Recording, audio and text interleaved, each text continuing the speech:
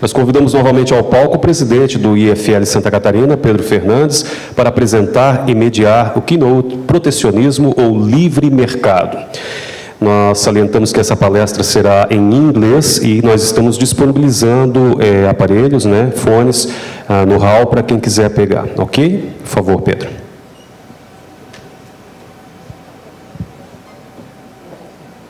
Vai um pouco?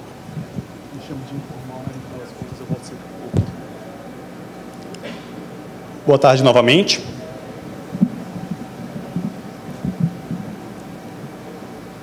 Como foi discutido anteriormente, o Brasil é um país que vive estagnado em sua produtividade há mais de 30 anos. O que nos levou a isso? O que faz com que o Brasil seja um país, o eterno país do futuro?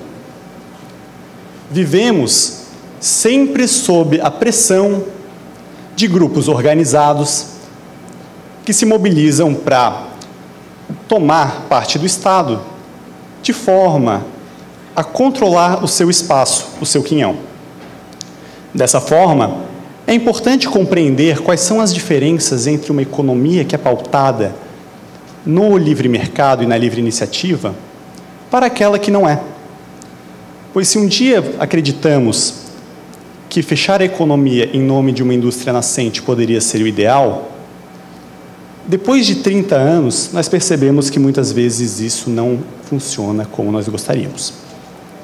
Dessa forma, com a participação do Sr. Lawrence Reed, presidente da Foundation for Economic Education, economista, mestre em História, doutor honoris causa em Direito e Administração Pública, acredito que seja uma oportunidade para que possamos jogar uma luz sobre um assunto que ainda permanece obscuro. Dessa forma, convido ao palco o Sr. Lawrence Reed para iniciar o keynote Livre Mercado ou Protecionismo.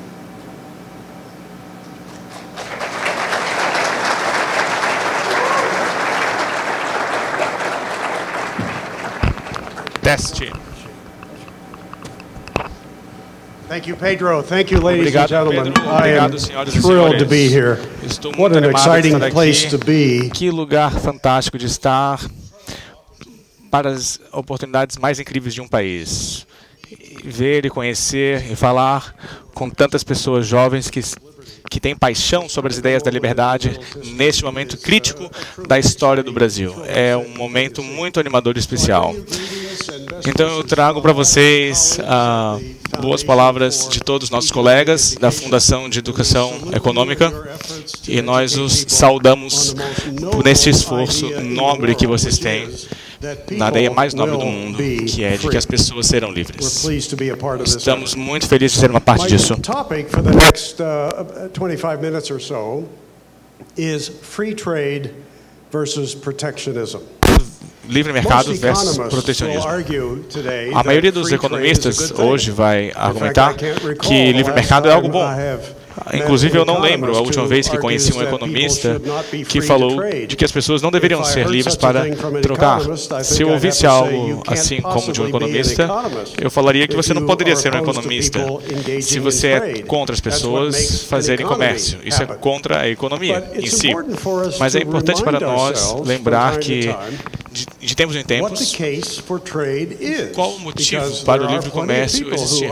Porque há muitas pessoas que argumentam contra isso a todo momento, de que nós devemos restringir o comércio em algum momento, que devemos adotar políticas protecionistas, com cotas, tarifas ou outros modos, meio de restringir a habilidade das pessoas de fazerem trocas livres e voluntariamente benéfico para os dois lados. Então temos que nos lembrar quais são os princípios que os economistas têm nos ensinado por tanto tempo para defender o livre comércio. É sobre isso que irei falar no tempo que tem. A defesa do livre mercado começa sobre algo que nós chamamos de lei da associação. A lei de associação, que simplesmente diz que as pessoas se beneficiam da cooperação. Isso não parece muito profundo, parece? Claro, a gente sempre ouve sobre isso. Mas, apesar de não ser muito profundo, tem implicações muito profundas. O que significa isso, de que as pessoas ganham com a cooperação? É uma observação de que as pessoas são seres sociais. Há muito mais para nós ganharmos em achar jeitos de interagir uns com os outros de maneira pacífica. Muito mais a ganhar em interagir de maneira pacífica com as pessoas através do comércio e produção, muito mais do que, por exemplo, se nós fôssemos o personagem fictício do Robinson Crusoe, vivendo numa ilha sozinho, os limites para o seu padrão de vida é muito baixo, simplesmente porque ele tem que fazer tudo por si só. Tem muito mais a ser ganho se o Crusoe pudesse conhecer outras pessoas, talvez se não na sua ilha, nas outras próximas. Há muito mais a ser ganho na cooperação do que a ser ganho no conflito e na guerra ou na tomada de bens de outras pessoas. Essa é um dos blocos fundamentais da economia, a lei da associação. E apesar de parecer tão simples, tudo o que você precisa fazer para entender que as pessoas não entendem isso é olhar ao redor do mundo. E você verá muitos lugares em que as pessoas não compreendem essa lei também e que brigam todo o tempo. Se não estão em guerra, estão procurando motivos para ir à guerra. Se não estão em conflito, estão buscando um motivo para ter conflito com seus amigos e vizinhos. Mas se você entender que há tanto mais a ganhar com a associação pacífica, é assim que o progresso real pode acontecer. Um ganho leva ao outro. Se você tem pessoas que acreditam na prática da cooperação uns com os outros, então eles começam a se especializar. Ninguém tem que ordenar isso. A especialização não é algo que um ditador tem que decretar. Ele não precisa dizer o que aconteceu com vocês, vocês não estão se especializando. Não, apenas acontece. As pessoas naturalmente tendem a se especializar. Quando elas percebem que você consegue fazer coisas melhores do que as outras e as outras fazem algo melhor do que você, então quem sabe a gente pode trocar porque nós conseguimos produzir mais. Especialização acontece. Outra frase para isso é divisão do trabalho. Quando isso acontece por um bom motivo, não é um acidente. As pessoas tendem a se especializar naquilo que nós economistas chamamos de a vantagem comparativa. É diferente de uma vantagem absoluta. Vamos dar um exemplo. Imagine que você tem um cirurgião de cérebro. O melhor cirurgião de cérebro de Florianópolis. Ninguém pode operar cérebros melhor do que esse homem. E esse cara também é o melhor digitador da cidade de Florianópolis. Ele pode dirigir melhor e mais rápido no computador do que qualquer outra pessoa na cidade. Então, imagine como um cirurgião de cérebros, ele pode digitar os seus receituários para os pacientes. Você acha que ele vai digitar os seus receituários para os seus pacientes? Será que ele vai fazer isso? Bem, instintivamente nós sabemos que ele não vai digitar seus próprios documentos, porque apesar dele ter uma vantagem absoluta em digitação, ele ainda tem muito custo para digitar. Por quê? Porque cada hora que ele gasta digitando com receituários é uma hora que ele poderia estar ganhando muito mais como um cirurgião de cérebro. Então, seria muito custoso para ele deixar de fazer cirurgias para ser digitador. Então, seria mais barato para ele contratar um digitador para fazer o trabalho, mesmo que não fosse tão bom. Para ele, é melhor se especializar naquilo que ele é comparativamente melhor aos outros. Essa é a vantagem comparativa. Aquilo que você consegue fazer a um custo menor do que as outras pessoas. Mesmo que a sua produção, a qualidade do seu produto não seja tão alta quanto a da outra pessoa, ou vice-versa. Uma vez que as pessoas começam a reconhecer o valor da associação livre e da especialização e da divisão de trabalho, e da vantagem comparativa, então o palco está pronto para trocas livres internacionais. E ninguém tem que mandar isso, ninguém tem que decretar, você precisa trocar. A troca acontece natural e espontaneamente, porque cada pessoa está querendo melhorar seu próprio bem-estar. E ele faz isso através do comércio. E ele faz comércio porque o que ele está recebendo em retorno de uma transação é para ele mais valioso do que ele está dando para outra. Isso é o que nós chamamos o princípio da livre troca, que é de que os dois lados de uma livre troca se beneficiam. Os dois lados de uma livre troca se beneficiam. Sublinha a palavra livre, porque se a troca for obrigatória de alguma maneira, então talvez um lado seja o perdedor. Mas se os dois lados são livres para trocar, cada um deles faz pelo mesmo motivo, porque eles sentem que estão recebendo de algo mais do que eles estão entregando. Essa é a base do livre comércio. É uma observação de uma série de coisas que acontecem natural e pacificamente para benefício mútuo em livres mercados, porque as pessoas estão tentando melhorar seu bem-estar. E ainda, por mais poderoso que esse argumento para o livre comércio seja, há muitas pessoas no mundo que estão argumentando contra isso o tempo inteiro, argumentando por exceções, argumentando por intervenções, argumentando por tarifas e cotas. Essas duas coisas, tarifas e cotas, são os principais dispositivos para o protecionismo, que é o contrário de livre mercado. Eu quero lhe dar uma definição disso. E vocês devem achar que essa definição não é justa. Ao menos se você for um protecionista, você vai achar que é injusto. Mas eu acho que eu posso defendê-la. Eu chamo protecionismo como uso da força para interferir na troca alheia para benefício de terceiros. Agora, se é isso que significa, é algo muito difícil de defender, não é? O uso da força para interferir nas transações voluntárias de outras pessoas. E por qual pessoa? Para ajudar um terceiro. Mas é exatamente isso de que se trata o protecionismo. Esses que defendem tarifas, cotas e barreiras restritivas no comércio estão realmente defendendo o uso da força governamental para interferir na troca que outras pessoas estão fazendo por um propósito de beneficiar outra. Eu quero lhe dar 3 categorias de argumentos contra o protecionismo. Vamos ficar mais específicos. Contra a tarifa. Contra a tarifa como uma ideia. A tarifa, claro, sendo um imposto sobre importações. Eu costumava viver em Michigan, que ainda é um grande produtor de carros nos Estados Unidos. Muitas empresas estão localizadas lá.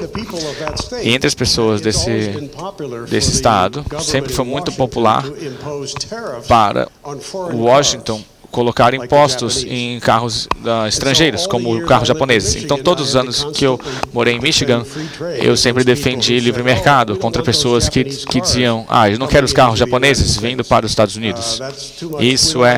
Nós não gostamos dessa competição com a nossa produção doméstica. Então, esses são 3 jeitos de argumentar contra o protecionismo. E vamos assumir que a proposta é uma tarifa de $10 mil em carros japoneses. Ok? Em Michigan, eu não sei se é o caso aqui, mas muitas pessoas falariam que sim, isso seria muito bom para a gente, manter os carros japoneses fora. Mas o primeiro argumento que eu gostaria de fazer contra isso é o que eu chamo de argumento da liberdade. O argumento da liberdade contra a tarifa. Você pode aplicá-lo em qualquer país, não apenas nos Estados Unidos, mas em qualquer país. E eu peço que você use quando fale com protecionistas. O argumento da liberdade fala, é o seu direito como um cidadão livre, de começar trocas que sejam mutuamente benéficas com alguém de outro país. É um direito natural. E antes de nós darmos ao governo o direito de restringir esse direito, nós devemos pedir que ele nos dê um bom motivo para isso. Então, se eu for numa audiência de trabalhadores do setor de carro e falar para eles que eu sou contra a proteção de $10 mil, porque vai violar a liberdade dos nossos cidadãos, vocês acham que eu iria convencer eles? Se eu estou falando com o sindicato dos trabalhadores do indústria de carro, vocês devem ser contra essas tarifas porque ela iria violar a liberdade na América. Eu imagino que a gente não convenceria muitas pessoas. E dito isso, eles falariam: a gente não pensa que liberdade é tão importante. Eles diriam que nós acreditamos que nosso trabalho é mais importante que a liberdade das outras pessoas. E isso é uma pena. Mas eles também talvez digam que, bem, estamos apenas falando de uma tarifa de $10 mil, é tudo. A gente não vai tomar toda a sua liberdade. Então, qual o grande problema? Mas é assim que a liberdade é perdida. Raramente é perdida toda de uma vez. É perdida um pedaço por vez. Então, se você diz, ok, para ajudar os empregos de Michigan, vamos criar essa tarifa de $10 mil. O que você vai dizer para o próximo grupo que falar que não gostamos de competição também? Eu acho que eu também deveria ter um dispositivo protecionista contra o meu competidor. E quando você perceber, o governo está com o papel de proteger todos da competição que eles não gostam. E as pessoas que serão mais machucadas são os consumidores. E os piores na situação são os consumidores, que estão negados o direito de escolher o carro que querem, que serão obrigados a pagar não apenas aos carros que serão tarifados, mas todo o resto do setor da economia também. Porque, claro, tudo isolado da competição internacional vai ficar mais caro. Provavelmente você precisará de mais argumentos além do argumento da liberdade para ganhar o debate. Então vamos chegar a um segundo argumento que é a defesa do argumento da paz contra o protecionismo. O melhor resumo do argumento da paz veio de um economista francês do século XIX, vindo do economista francês Frédéric Bastiat. Ele categorizou dessa maneira: quando bens não atravessam fronteiras, exércitos atravessam elas. Quando bens não atravessam fronteiras, exércitos irão. E o que ele está dizendo é que as pessoas que defendem o livre mercado não precisam dizer que todas as tarifas vão causar guerra, mas podemos dizer que tarifas e qualquer outro dispositivo que impede as pessoas de trocarem é um passo para o conflito e talvez, no final de contas, uma guerra. E claro, se estamos falando para os trabalhadores de Michigan e dizer vocês deveriam ser contra tarifas com os japoneses porque isso pode gerar um conflito, eles falarão: isso não é um problema, as Nações Unidas vão cuidar disso. Se tem um conflito que acontece, a gente leva para a ONU e para os diplomatas. Mas eu digo que não tem jeito certo de saber, não tem jeito certo de garantir paz melhor do que permitir às pessoas de resolver suas diferenças através do comércio, da produção. Ele une pessoas, dá uma oportunidade para as pessoas fazerem amigos, investimentos, gerar relações com outros países, o que vira um argumento pela paz. Ninguém quer ter seus investimentos explodidos. Inclusive, eu sempre penso que no Oriente Médio, onde por muitas décadas a gente teve uma guerra atrás da outra, a gente poderia fazer muito mais para garantir paz futura no Oriente Médio, para a gente conseguir Israel, Egito e outros países da região para entender o conceito de comércio. Se todos conseguirem se livrar de suas tarifas e cotas, se um homem de negócios em Cairo pudesse investir em Tel Aviv, se uma mulher de negócios de Jerusalém pudesse abrir um negócio, uma cadeia de negócios em Cairo, então você teria um interesse crescente nos dois países em paz. Pessoas pensando: espere um minuto, eu não quero entrar em guerra com aquele país, eu tenho investimentos ali, eu estou trocando com eles, eu não quero isso desfeito. Mas quando você fecha as portas do comércio, você abre as portas para o conflito e a guerra. Mas o argumento mais poderoso contra a tarifa e contra o protecionismo é a terceira categoria, a categoria de economia. Eu digo que é a mais poderosa porque é o que os protecionistas realmente argumentam mesmo, que nós precisamos de tarifas de protecionismo para melhorar a economia. Eles nunca lhe digam que eles querem a tarifa e outras intervenções porque eles querem depravar as pessoas da liberdade, tirar a liberdade delas. Eles nunca dizem que precisamos de liberdade para fazer conflito ou para gerar guerra. Eles não dizem isso. Eles dizem que precisamos de protecionismo porque é uma boa política econômica. Mas eu estou sugerindo a vocês que é péssima economia por vários motivos. Deixa eu perguntar o seguinte. As tarifas e cotas e outras interferências em negócio, elas juntam as pessoas, elas incentivam produção de baixo custo, elas aumentam as opções de escolhas dos consumidores? Não, elas não fazem nada. Elas afastam as pessoas, impedem as pessoas de fazerem trocas voluntárias e mútuas. Elas criam conflitos e atrito, elas aumentam custos, não reduzem eles.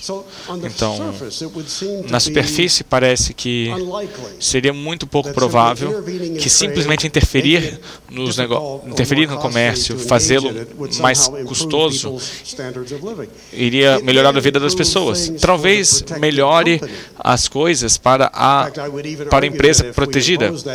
Inclusive, se nós criássemos aquela tarifa de $10.000 nos carros japoneses, talvez a General Motors vá se beneficiar, mas isso não é o mesmo de dizer que os consumidores em geral vão se beneficiar ou que o país irá se beneficiar. Você pode criar todos os tipos de leis que talvez beneficiem um grupo especial, mas se ele faz apenas isso, se ele somente faz isso ao custo de todos, talvez seja uma péssima ideia. E o protecionismo é exatamente isso, uma péssima ideia. Vamos pensar nas consequências de criar essa tarifa. Se criarmos uma tarifa de $10.000 de carros japoneses, tanto indo para a América ou para o Brasil, quem seria o primeiro grupo de pessoas claramente prejudicadas por essa tarifa? Os consumidores, claro, porque imediatamente as pessoas que compram carros, tanto doméstico ou internacional, precisarão pagar o custo. E claro, o protecionista pode dizer, isso não é um grande problema, isso vai apenas atrapalhar as pessoas que iriam comprar carros japoneses. E eles não deveriam fazer isso mesmo. Eles deveriam agora comprar carros brasileiros ou americanos. Então, eles farão isso, então não serão atrapalhados. Mas eu sugeri primeiro que, quando você nega ao mercado um grau de competição, você apenas aumenta o custo do que sobrou. Apenas causa a qualidade do que é ofertado de não aumentar, porque há menos competição. Menos competição sempre faz o preço aumentar e a qualidade diminuir. Então, mesmo se você nunca planeja comprar um carro japonês, você ainda vai pagar por aquela tarifa, porque mesmo os fabricantes domésticos podem aumentar o preço e talvez diminuir a qualidade, porque há menos competição. Se você for atrás dos efeitos mais atrás, há muito mais pessoas prejudicadas pela tarifa. Mais pessoas que teriam comprado algo e agora não podem, porque devem pagar mais pelos carros. Eles são prejudicados. Todos os negócios que não estão recebendo o seu dinheiro porque você está gastando mais com carros, agora você não pode comprar uma máquina de lavar roupas ou qualquer outra coisa que você queria gastar com os $10.000. Todas essas pessoas são prejudicadas pela tarifa dos carros japoneses. Então, tem um efeito dominó. Quanto mais pessoas pagam por carros protegidos, elas ficam impedidas de comprar outras coisas feitas por pessoas aqui do Brasil ou de outros países. Outra categoria de pessoas prejudicadas por essa tarifa, claro, seriam os fabricantes japoneses. E se você está falando, claro, para os trabalhadores de Michigan, eles pensam, a gente não liga para eles. A gente não liga porque nós estamos pensando em nós. Se os japoneses são prejudicados, ninguém liga. Mas isso está apenas ignorando o efeito negativo que isso tem no seu país. Porque quando outros países vendem algo a você, o que eles fazem com o dinheiro que conseguem? Pode ser dinheiro brasileiro ou americano. Quando eles conseguem dinheiro de vender negócios para vocês, se eles pegassem esse dinheiro e enterrassem no seu jardim, eu diria, não, estamos, na verdade, nos beneficiando, porque nós pegamos carros e eles recebem pedaços de papel e enterram eles. Mas ninguém faz isso. Eles usam essa moeda para comprar coisas. Pode ser, talvez não sejam carros, mas pode ser soja, pode ser produção da agricultura, pode ser títulos de tesouro, imóveis, mas toda vez que um estrangeiro ganha dólar ou reais de vender no seu país, eles usam essa moeda para comprar coisas deste país. Talvez demore um pouco, ou talvez esse estrangeiro diga que não comprará nada e venderá esta moeda para comprar euros. Bem, alguém que comprou essa moeda vai ter a moeda doméstica para comprar algo. Então, talvez rode o mundo um pouco antes da moeda voltar aqui, mas mais cedo ou mais tarde é isso que o dinheiro será usado para. Então, se você colocar uma tarifa nos vendedores internacionais, você pensa que está apenas prejudicando os exportadores internacionais, mas mais cedo ou mais tarde irá atrapalhar os seus negócios domésticos, porque se um estrangeiro não pode vender no seu país, ele não pode comprar do seu país. O negócio é sempre uma rua de duas vias. Então, a imposição de tarifas vai ter um efeito dramático sobre as pessoas. A gente está descobrindo isso agora nos Estados Unidos. A administração de Trump, muitas vezes com boas intenções, pensam que, sabe, nós não acreditamos que os chineses estão sendo justos, então estamos tentando mudar o modo deles se portarem no mercado, mas ao curso em que eles impõem tarifas nos chineses e outros, nós fazemos onerar a economia americana em 20 bilhões de dólares. E nós não sabemos onde essa guerra comercial está indo, está escalando. Aqueles que dizem, bem, o Trump está tentando fazer todos reduzir suas tarifas. Eu aplaudo essa intenção, se é isso que ele quer fazer, mas não está muito claro que o jeito para fazer isso é aumentar as tarifas. Às vezes, ele é instruído a pensar dessa maneira. Quando o governo diz, nós não gostamos do que os chineses fazem, por exemplo, aos exportadores americanos, então, vamos punir os chineses ao impor tarifas que, então, os consumidores americanos vão pagar. É como dizer, sabe, porque os chineses estão punindo nossos exportadores, vamos retaliar punindo nossos consumidores. Onde está o ganho nisto? Então, no momento, nos Estados Unidos, onde eles estão debatendo comércio e muitos economistas estão esperando que possamos superar isso e que o comércio fique mais livre no final, mas sempre no final pense no comércio como uma via de mão dupla. É algo natural, espontâneo, de pessoas tentando melhorar o seu bem-estar. E mais do que quanto mais você fica no meio do caminho disso, quanto mais custoso você torna isso, de trocarem, de estabelecer relações comerciais, de achar meios de cortar seus custos, melhorar seus serviços, melhorar seus produtos, favorecer os consumidores. Quanto mais você interfere nisso, aumentando os custos, com tarifas e dispositivos protecionistas, mais você está atrasando todos nós, e a economia em geral.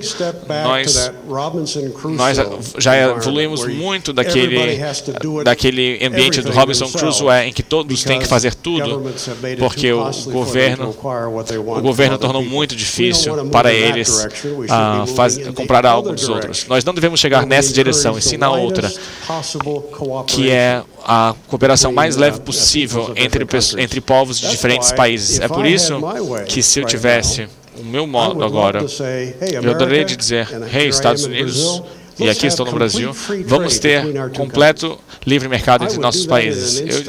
Eu faria isso no instante. Eu diria dizer para cada americano, comprem o que quiserem no Brasil. Esse é o negócio. Esse é o negócio, não nosso. E eu espero que nós possamos fazer isso e que o Brasil diga o mesmo. Eu garantiria de vocês que o resultado seria uma relação comercial florescendo entre nossos dois países. E eu espero que possamos mover nessa direção, mesmo que neste momento a conversa em volta do mundo esteja mais amigável ao protecionismo. Com isso, eu espero que eu tenha feito um bom argumento pelo livre mercado, incentivando vocês com alguns argumentos. E se vocês tiverem perguntas, aceitarei elas. Muito obrigado. Obrigado.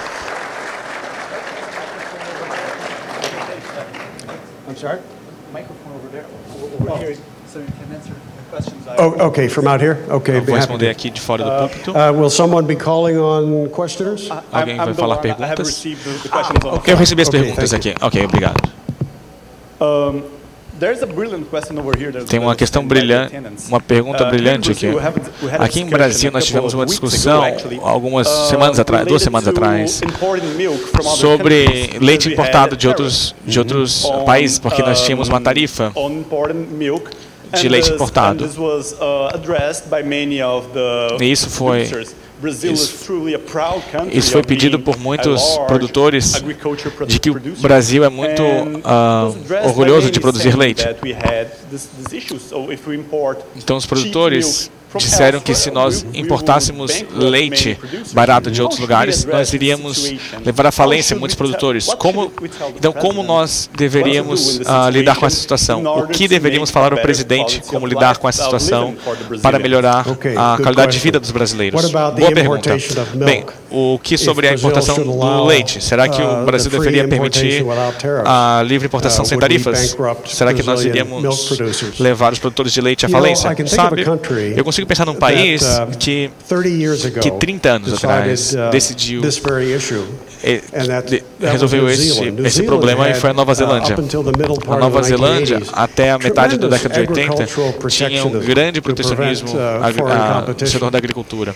Grande protecionismo contra a competição. Foi parte do setor de bem-estar social, que no meio da década de 80, e o governo decidiu acabar com essas tarifas, porque estava impedindo a indústria de ser eficiente. Então, eles deram à indústria da agricultura da Nova Zelândia 2 anos. Em 2 anos não teremos mais tarifas. Todos terão que produzir para o mercado, não para os políticos. Então, isso deu para os produtores ineficientes 2 anos para melhorar, se eles pudessem. E deu a todos o aviso de que em 2 anos seremos permitidos de importar para a Nova Zelândia sem tarifas. E é verdade, havia muitos produtores que foram à falência. Todas as tarifas, tudo que as tarifas fizeram foi prolongar a sua agonia. Provavelmente eles deveriam ter achado outra coisa para fazer muito antes, mas eles eram protegidos em sua ineficiência pelo governo, e o efeito disso foi para aumentar o custo para os consumidores dessas commodities da agricultura. Então temos que entender qual é o propósito da produção. É para proteger os produtores ou melhorar os consumidores. E nós decidimos que é para os consumidores. Se você não é eficiente o suficiente para competir, não significa que você desaparece, mas sim que você tem que achar outra coisa para fazer. Como todo país faz isso nos últimos 300 anos. Nos Estados Unidos, no século XIX, como 90% das pessoas americanas trabalhavam nas fazendas. Agora é 2%. O que aconteceu? Bem, através da produção, da eficiência, nós descobrimos que não precisamos de 90% das pessoas produzindo. Se nós tivéssemos nosso nível atual de eficiência e produzindo 90% do nosso povo fazendo agricultura, nós estaríamos afogando em bens agriculturais. teríamos produção excessiva. Em vez disso, nós permitimos os mercados se ajustarem. E agora, com apenas 2% nas fazendas, outras pessoas acharam empregos em outros lugares. E pode ser uma transição dolorosa, mas a dica que devemos dar é que é mais importante ser justo com consumidores e ter flexibilidade no mercado de trabalho e investirmos naquilo que temos vantagem comparativa do que proteger o nosso mercado de competição. E sobre 5 semanas atrás foi lançado um vídeo do economista Lawrence Reed aqui no Brasil, que é, com licença, professor, o que você diria para as pessoas aqui sobre esse livro recém-lançado, como o livre mercado, protecionismo e outros problemas são endereçados no livro. Bem, eu vi aqui a versão brasileira em português do livro hoje, pela primeira vez. Me mandaram uma foto disso, mas eu vi o livro aqui, está à venda ali fora, e é chamado Me Desculpe, Socialista. Nos Estados Unidos, o título é Com licença, professor, mas aqui no Brasil eles reintitularam Me Desculpa, Socialista. Talvez seja a mesma coisa aqui no Brasil. Mas o propósito do livro é dar aos estudantes uma munição intelectual. Talvez tenha 50 ou 52 capítulos. Cada um deles é um mito sobre o capitalismo ou o livre mercado. E o mito é respondido. Então, tudo desde do salário mínimo aumenta melhor os pobres, a desigualdade de renda deveria ser resolvida por redistribuição de renda do governo. A gente dá respostas para o livre mercado por todos esses mitos. Eu convido vocês a lerem. É uma tradução excelente do pessoal da editora Faro e que estão vendendo ali fora, então, aqui no Brasil. Imagino que o nosso tempo tenha acabado. Eu quero reiterar novamente como o Brasil é especial para nós na FII. A última vez que eu chequei, nós tínhamos quase 2,5 vezes mais fãs brasileiros na nossa página do Facebook do que os americanos. Então talvez eu tenha que me mudar para cá, mas muito obrigado por tudo que vocês fizeram pela liberdade e a vir nesse evento. Muito obrigado.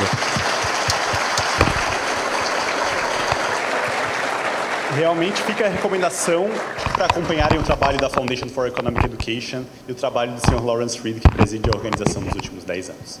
Muito obrigado.